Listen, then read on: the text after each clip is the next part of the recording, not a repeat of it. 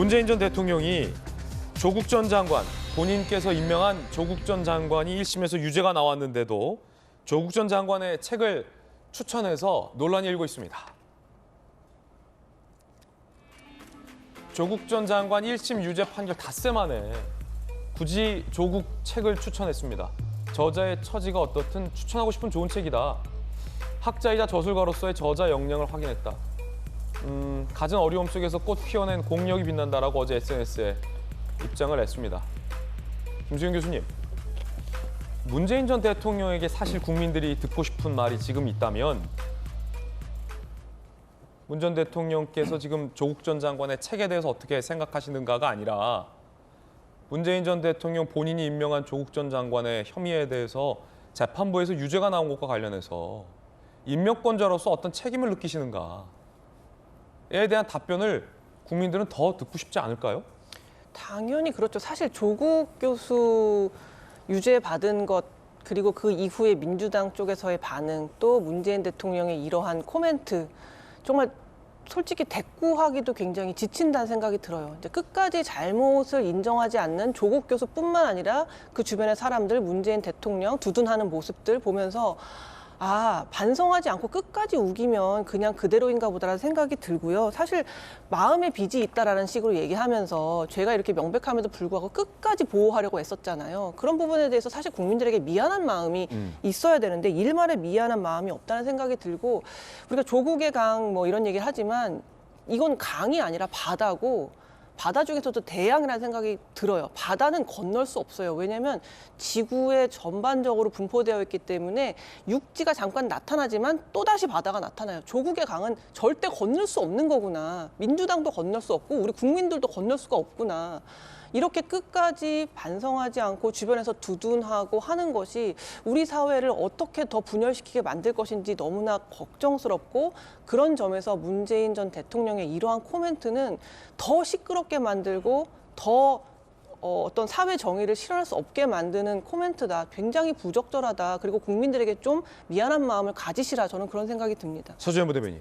예, 그러니까 이제 책에 대한 추천이면 추천에 대해 좀 이렇게 포커스를 맞추는 것도 필요한 것 같은데 어저께도 이제 장해찬 국민의힘 최고위원 후보도 왜 굳이 이때 뭐 혹시 뭐 결과에 대해서 불복하는 것이냐 왜 작년 뭐 11월경에 나왔는데 왜 굳이 이때 그래서 저도 생각해봤어요. 보면 한 500페이지 두꺼운 책이고 또 주제가 어려우니까 11월이잖아요. 그리고 읽었으면은 손님들도 많이 왔을 겁니다. 그러니까 다 읽은 시기가 굳이가 아니고 어제였던 것이고 저는 국민의힘 논리라면 저는 조국 수호나 조국에 대한 비판할 수 있습니다. 그러면 저는 지금의 논리로 왔을 때는 제 생각은 국민의힘이라면은 저것은 어떻게 보면 방탄 추천이다. 그런 식으로 논리를 펼쳐야지 뭐 조국에 대한 뭐 불복이냐 조국에 대한 뭐 그런 게 문제 제기할 필요는 없다. 그런 문제는 말씀드렸지만 책이 11월에 나왔고 읽지도 않은 것을 추천할 수가 없죠. 읽은 시기가 굳이가 아니고 어제 그때다 이런 예. 말씀을 드리는 겁니다. 그렇군요. 2월. 굉장히 오래 걸렸네요. 손님들이 많이 왔죠. 연말이기 때문에. 제 추측입니다. 이건. 네. 저도 저 책 봤는데 일주일도 안 돼서 저는 다 읽었던데요. 어렵지 않던데요, 책? 네, 굉장히 쉽게 쓰셨던데. 네. 어려운 책이 아니던데요. 제 추측에서는 그런 것이다. 예. 예. 그렇게 어려운 책은 아니던데. 자, 이양수 의원님 어떻게 보세요? 글쎄요, 뭐 이거를 뭐라고 얘기해야 될까요? 뭐 문재인 대통령하고 조국 전 장관은 굉장히 친한 관계죠. 친한 사람이 책을 냈으니까 거기를 뭐 축하글을 쓰는 거 전혀 이상하지 않죠. 뭐 우리 사회에서 흔히 있을 수 있는 뭐 통념과 통례라고 보면 될 것 같은데 중요한 건 이제 두 사람이 위치죠. 한 사람은 전직 대통령이고 한 사람은 전직 장관인데 기소가 돼갖고 유죄까지 받았죠. 조금 국민들 눈치를 좀 살피면 좋을 것 같습니다. 국민들 눈높이에 맞게 뭐 보통 있는 통례고 상례라 하더라도 시기라든지 때와 장소를 좀 가려서 좀 국민들의 눈치를 좀 잘 살펴서 하면 국민들께 불편함을 좀 덜 드릴 수 있지 않을까.